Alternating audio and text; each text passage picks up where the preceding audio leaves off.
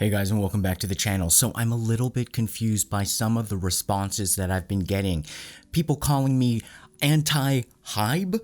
I don't get it, because I thought I was very clear about the whole situation of talking through this very complex series of changes. Whoever wins this war to control SM Entertainment, not acquire, because they're not going to acquire 100% of the stake or even more than 50% of the stake. Whoever wins this battle to control SM Entertainment, is it going to be a winner's curse?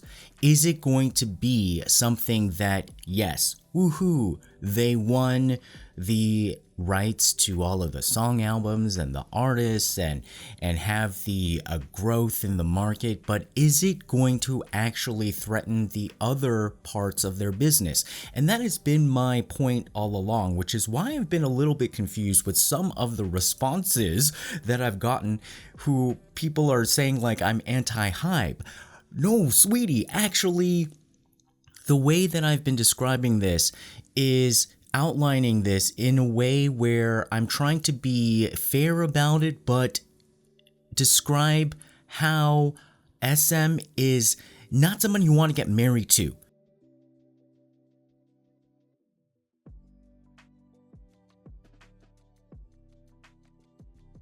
It's as if I'm trying to say, look, Hybe, I don't think you should get married to SM. It may seem like a great kind of match. Oh, she might have a trust fund. Oh yeah, she might come from like a famous family. And oh yeah, her daddy, Isuman, might have come over and said like, hey, give me a lot of money, I'll let you marry my daughter. When all the meanwhile, SM was getting ready to marry Kakao. And, you know, I was just like, fine, you know, if SM is gonna marry Kakao, just like, you know, let them do their thing, as long as Hybe stays out of the picture and they can do what they've been doing best and not get involved with a dysfunctional family.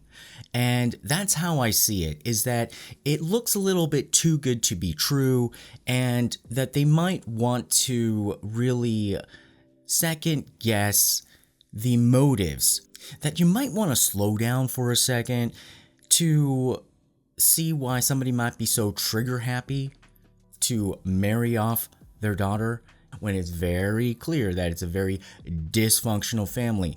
Do you want to get involved with a dysfunctional family? I would say steer clear. And apparently we've gotten some reports that Pang Si-hyuk of Hybe Entertainment and Kim Bum-soo of Kakao had a sit down in the United States to come to terms. You know, essentially it's like two guys fighting over a girl. And, you know, my perspective from looking at this is saying like, fine, you know, Hybe, if you really want to get involved with this girl, fine. I think it might be okay, but be prepared for marriage counseling. Just be prepared for a rocky, it's not going to be all peaches and cream. But if you want to do it, go ahead. But Kakao and Hybe are seeing how it is going to be a lot more expensive and a lot more arduous than they had initially planned. Kakao, it seemed like it was going to be easy breezy going down the wedding aisle. And then for Hybe, it looked like easy breezy to just swoop in, sweep this bride off her feet, and then take her almost like by force to a different wedding hall to get married with the blessing of the father. And don't forget, Seoulite TV is the coupon code for the LED masks, either the full face that gives you 120 LED lights, dual LED lights that go beneath your skin to stimulate collagen and to increase blood circulation. It'll help your skin tone. If you have any kind of like problem spots on your skin, it'll help it heal from within and give you that kind of beautiful glow. And of course, we have the amazing and very fancy feeling eye mask, which has dropped in price and it's very affordable, so you could take care of your dark circles and your crow's feet. I just wanted to clarify some misconceptions out there that I've been seeing. Isuman is not the majority shareholder.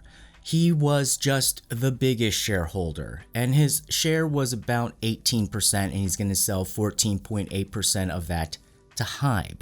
So that doesn't mean that just because you have 18%, you can do whatever you want with the company. When you are a public company, this is not a private company. This is a company that is traded on the stock market. So that means that the governance, the people who rule the company, is actually the board of directors. It's a group of, they set how many people, but it's usually about like a dozen people that represent the shareholders.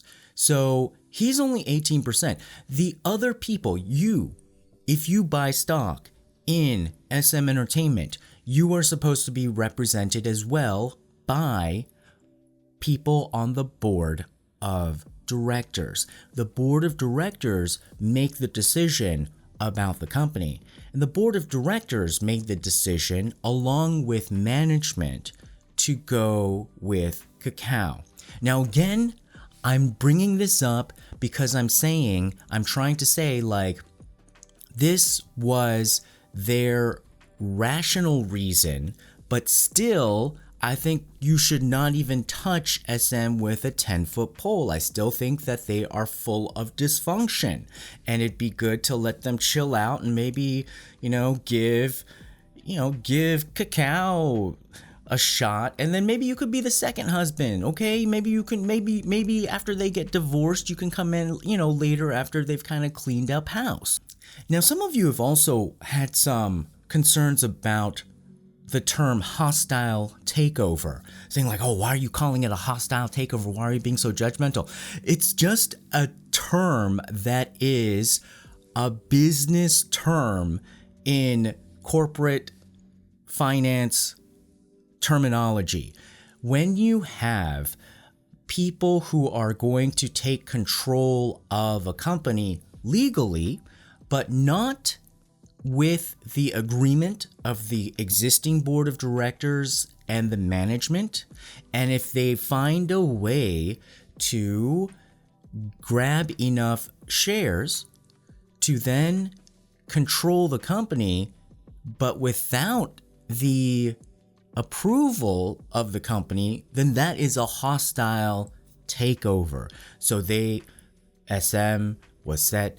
They agreed with Kakao, and Kakao is not a hostile takeover because that was an invitation that they accepted. SM invited Kakao in, and they said, please invest, and then we will be partners. So they were going to get married. This was approved by the CEO, so that's management, the executives, and then the board of directors. The board of directors are above the management, and they together were all in agreement with the Kakao deal. Now, Isuman is saying like, well, I'm the biggest shareholder, and so this is not sitting well with me. And he definitely can say that as somebody who is an 18%er. But when's the last time 18% won an election? When's the last time 18% ownership means that you gotta listen to everything I say? 18% is not even over 50%. So why is he going around, thinking that he still owns 100% of the company when it's only 18%? Yes, he can have 18% equivalent of a voice, but already when you saw how he stacked the board, he was getting literally for decades 100% of his voice in the company, even though he did not own 100% of the company. It was just like 18%. Imagine if you went in on either the rent or bought a house with other people and you all pitched in and the person, and nobody had over 50%, but the one that had 18% or was paying 18% of the rent or 18% of the mortgage is going around calling all the shots, and then, making decisions to, add a new roof or like build a second story and have everybody else pay for it. People start to get, resent, and then you're supposed to be like a yes man and say like, yes, yes, yes, yes, yes, like we support you. After a while, you're gonna be like, look, buddy, you're 18%. You're not 100%. Now, some of you have talked about the lawsuit that Isuman has raised, and it looks like he's trying to avoid the courts because that could take forever, and so that is kind of a smart move. But even if he went down that legal route, what exactly was the statute clearly that was violated? Because the way that he is presenting his arguments, it's saying that like, oh, because we're going through a dispute, it's not necessarily following company policy to be able to make this deal with Kakao, which seems a little bit loosey-goosey, because what was the actual Kakao deal? The Kakao deal was that they bought 112 billion won worth of newly issued shares at around 91,000 won per share. And that was for about 1.23 million shares. And then they also bought about 105 billion won of convertible bonds, which would basically then convert into 1.14 million additional shares. So in simple language, what that means is that Kakao spent about $172.8 million to get about 2.37 million shares. Now, the issue that Isuman has is that these are essentially newly created shares. And newly created shares are always a controversial topic because it dilutes the value of existing shareholders. But that in and of itself is not illegal. Who gets to decide? The board of directors. The board of directors gets to decide how they're going to capitalize the company, because they have to make sure that the company is financially sound. Now he's saying like, he's implying, he didn't really say this directly, but he's implying that this is not necessarily a way to bring more investment into the business to make it grow. It's more of a way to manipulate power within the company, and he may have somewhat of a point there, but did it really violate the law, especially when Isuman himself for over 20 years has been doing the same thing, or if not worse, but outright issuing more shares whenever he wanted. And he did it in a way where he would manipulate the stock price. So he would know when they would issue more shares. And when you issue more shares, then the stock price falls, right? So before that happened, he would sell some of his shares, and he would sell it at a high price. And then when they issued more shares, the price on the stock market would go down, and then he would just buy back his shares at a lower price. He did this repeatedly over and over again, according to the dispatch report that outlined 118 points of Isuman's history and Lee Sung-soo's history. And he himself is, has done in a more egregious fashion what he's basically negatively characterizing the Kakao deal. Now, what is a convertible bond? A convertible bond is essentially a loan. So Kakao is essentially giving money that is a loan, but the loan can be paid back with cash, or they can decide, oh, instead of cash, just give us shares, like give us stock. And that in a way, sometimes circumvents the controversy initially if people are just like, oh, I don't know if I want my shares diluted. So it's a compromise within the board of directors because they are representing the shareholders. On one side, their shareholders on a very kind of conservative way would be like, no new shares because we don't want the share price to fall. And then on the other side, people say like, we need a way to raise money without like taking on loans with like high interest rates or selling off some assets that we still need to keep. This is a way for us to bring in more money so that we can invest to grow the company. So Kakao's deal, 2.37 million shares. They spent about $172.8 million. Recently, they secured about $955 million in investment from sovereign wealth funds. So basically the investment funds of countries around the world. And I believe some included the Middle East. So they have about $1 billion of money to play with. And it's also a question though, like, do they want to blow it all on this whole SM, battle? That's kind of a question, which is why I think they also met, the Kakao head and the Kakao founder, and then also the Hybe founder. Now, what is the Hybe deal? 3.5 million shares from SM Entertainment's founder. So they bought it directly from Isuman at 120,000 won per share at a time when the share price was only 90,000 won. So they overpaid Isuman. So Isuman is probably just like, hey, I'll let you essentially marry my daughter, but you gotta pay up. You gotta pay a premium. So they paid more than Kakao, and so they paid 120,000 won per share to Isuman when the share price was 120,000, when the share price was 90,000 won. Now, then they went out to the open market. Remember how they're saying like, okay, we're not stopping with Isuman shares. We want to get almost up to 40%. So any other investors, if you want the same price we're giving to Isuman, like an extra $30 per share, then we're going to give it to you. But if you wanted that, and if you were an investor, you would have had to go to Hive and fill out paperwork and stuff like that. And people in the stock market knew about this, and they were sensing that like, wow, they're really going to have a war to try to grab shares. So people started to buy the stock, and so now the stock is 130,000 won.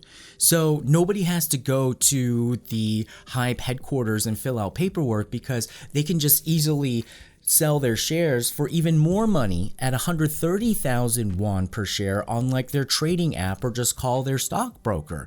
And so now this Hybe kind of deal to try to guarantee that they would get about 40% of the company is in limbo, because now it's unclear how they're going to get the extra shares. It looks like they're literally going to have to go to the stock market and pay the full price right now, and it's gone up a lot more. So it's a significantly more expensive situation. And also, it's not guaranteed that that they would be able to grab all the shares because it's an open market. Under their offer, when the stock price was only 90,000 won, it's almost guaranteed that, if the stock didn't move, if the stock stayed at 90,000 won, and they're saying like, hey guys, come over, we'll give you 120,000 won, then basically they'll be able to almost guarantee to get as many shares as they want because they're paying so much extra. Now, when the markets open on Monday, who knows? Kakao can come in and just buy up a bunch of shares, and and then the share price might, keep climbing up. And so this meeting, I think, also was probably a situation where perhaps, they wanted to talk, because that is definitely a potential scenario. If they start to get into a share grabbing war on the open stock market, then other investors are just going to buy and then like, wait for it to go up, maybe 10, $20 and then, take the profit and, and or more people will get into like a stock market hysteria and the price will keep going up because they know that if they believe that SM really wants to marry, if Hybe really wants to marry SM, but Kakao also really wanted to marry SM, but the only way to do it is to grab as many shares now on the open market, then they know that it's gonna be almost like a risk-free way to turn an easy profit. Already, the share price has almost doubled since last summer when SM announced that they were going to terminate the contract with Isuman's production company by the end of the year. So already investors had started to price in that this was a good thing to get rid of Isuman. So the family itself, this is why I still call it's a dysfunctional family. They're saying they just want to get rid of the crazy father. But still, I don't think that Hybe should get involved with a dysfunctional family. So what happened at this meeting exactly? Apparently, insiders say that it didn't really have a conclusion, but at least it was good for the two to come together to talk, because that is a very responsible thing for both of these people to do, Hybe and Kakao, because they are looking out for their investors, their company, their employees, and to make sure that they're not going to get into a battle over a girl that's going to decimate their families. And so see, like, is SM really worth it to kind of like, ruin everything? My point. But she might be. Now that's the question. And that is the kind of poker table we're at, because each side does not know how far the other is willing to go. Kakao, it's rumored as well, is that they might even team up with like a finance institution to get even more money to buy more shares. And Hybe may dip into more of its capital to buy more shares. So now it's going to be a spending war. Now, even though I say like, look, Hybe, please do not get involved with this dysfunctional family. Do not marry this girl. Do not be, wooed by her trust fund, which, who knows if it's really as solid as the father says it is. It's still okay to have empathy and sympathy for the people who are in that family, and quite literally in this sense. So I did have some empathy for Lee Sung-soo because I see him as a guy who was forced to be a yes man.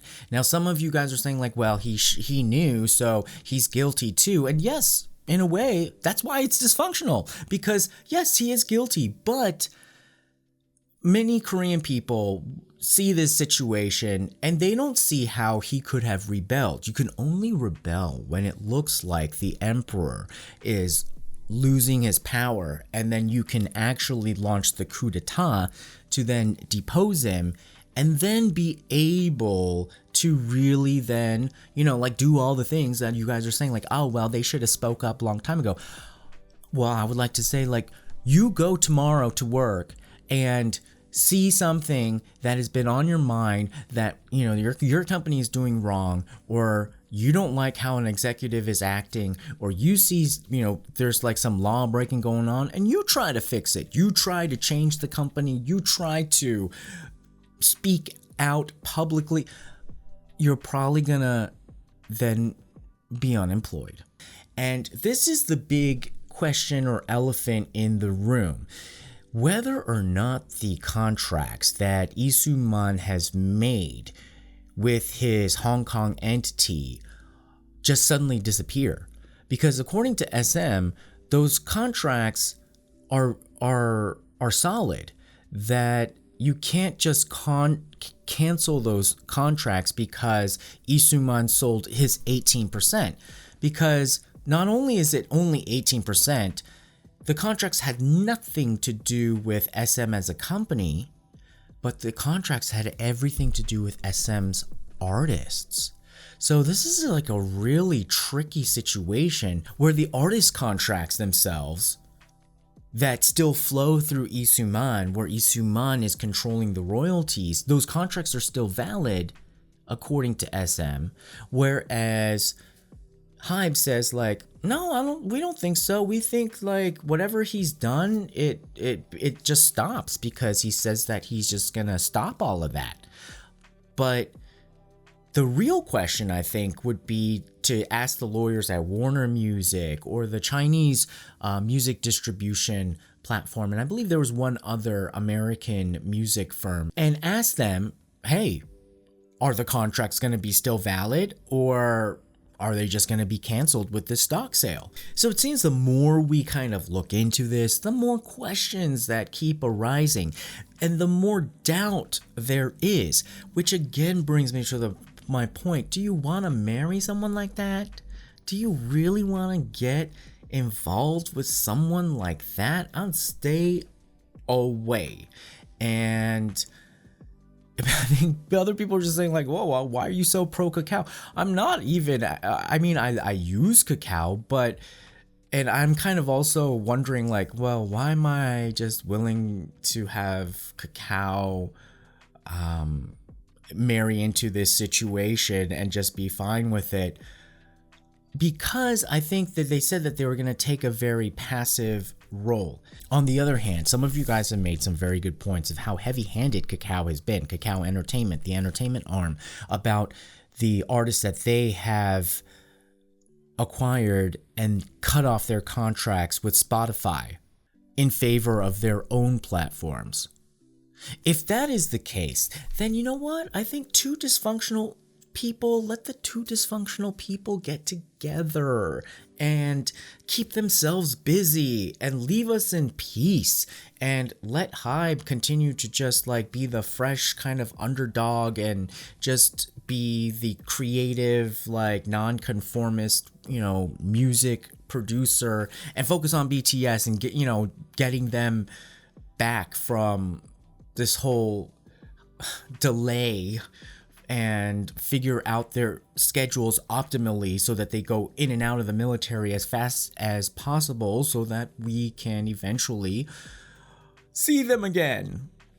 So you see, I'm not against Hybe. I am actually more pro Hybe, but yes, maybe I feel like a little bit more overprotective. And no, I do not have this blind faith that, oh, their lawyers will figure it out, or oh, this will be, oh, they're so smart they can, do this. There is a limit on people's time, energy. They're not, no one person is gonna be like the genius in every single area, especially in this kind of like weird kind of company structure that was designed to hide more than it revealed, and to take secretly more than it gave out transparently. Those types of environments you want to stay away from. But I did say, if Hive still wants to go down the aisle with SM, then I could see some beautiful babies still being created by it, and I would still support them. But I'm just saying, be careful. Be careful, and make sure that wedding hall is refundable if you put down your deposit. So what do you guys think? Put your comments below. Make sure you like, share, and subscribe, and we'll see you again next time. Bye-bye.